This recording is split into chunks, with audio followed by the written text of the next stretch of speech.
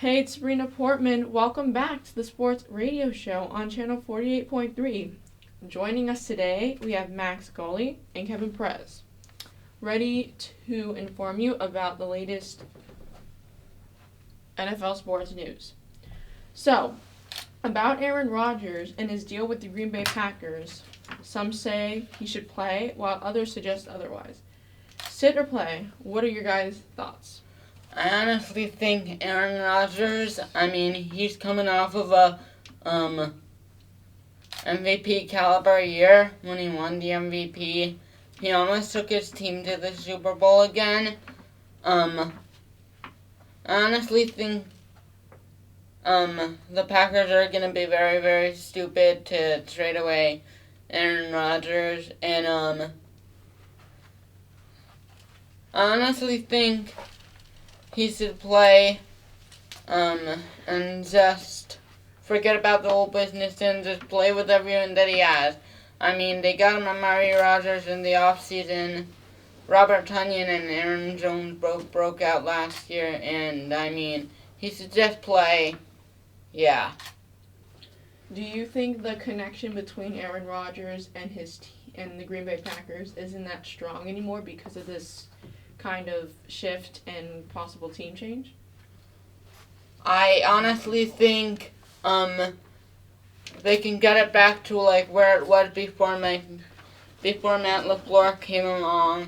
I honestly think they just need to play nice and just need to get along, and just Matt LaFleur should have traded for Julio Jones when he had the chance, or traded for Stephon Diggs last April, or drafted one of the stacked wide receivers in that 2020 draft class, or one of the ones in this draft class. Either way, I think Matt LaFleur needs to understand. I understand Aaron Rodgers' point. He needs more weapons, and weapons are important for him to succeed. We saw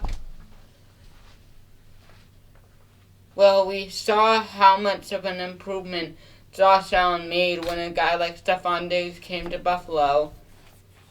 Yep. Thank you. Yeah, I think Aaron Rodgers is going to play too at some point. He just has to man up.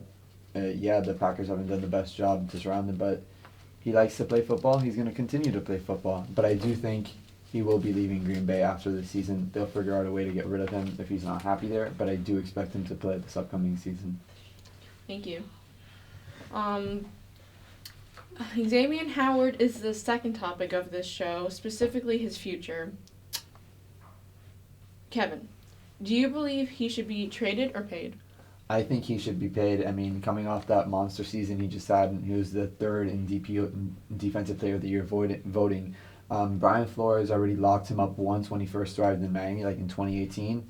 And Xavier Howard's one of the best cornerbacks in the game. You have to do your best to secure him and keep on improving that defense to make it a top 3.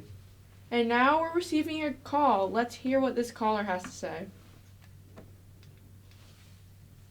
Speaker. Hey, how you doing, guys? You came to the show.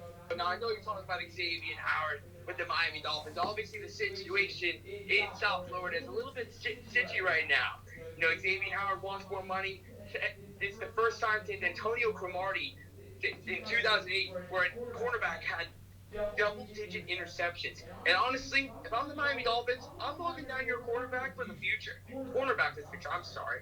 This guy is an absolute weapon on defense, and he should have won Defensive Player of the Year. Now, I'm wondering, how much should Xavier Howard be paid? He's already being paid $15 million a year. Does he deserve more, or do you think he deserves less? Would any of you like to answer that? I definitely think he deserves more than what he's getting. I don't care how much money he gets paid and how much money you're wasting at quarterback. As long as you finish with the top 3 defense in the NFL, and as long as you have one of the best quarterback duos in the NFL in Byron Jones and Xavier Howard, it's all worth it at the end of the day. I agree with that. for our topic 3 includes Tua Tagovailoa. Tagovailoa. Thank you. And his position on the Miami Dolphins. Last year, he suffered a dislocated hip and now shows talent after scoring a winning record of 10-6 in the last year's season. Kevin, is he the team's number 1 quarterback, or is it too soon to tell? The obvious answer is it's too soon to tell, but there's no reason to be scared or nervous at the time. It's unfair to compare him to the historic seasons and standards that Justin Herbert set, and then what Joe Burrow was doing in his time, in his 9 games he played before tearing his ACL. You got to surround Tua with the best talent possible. Brian Flores and Chris Grier did a good job of doing that this draft and offseason, so I expect Tua to have a good season next year, and I think he will be the future quarterback of the Miami Dolphins. Do you think a lot of that more is coaching, or is it more that Tua has to kind of accept the pressure and push past it? At some point, I think it's both. I mean, the offensive coordinator was not the best. Chan Gailey last year, he was not up to date with the flow of football, per se. But now you have 2 co-coordinators, one being the tight ends coach, and our tight end group was pretty good last year.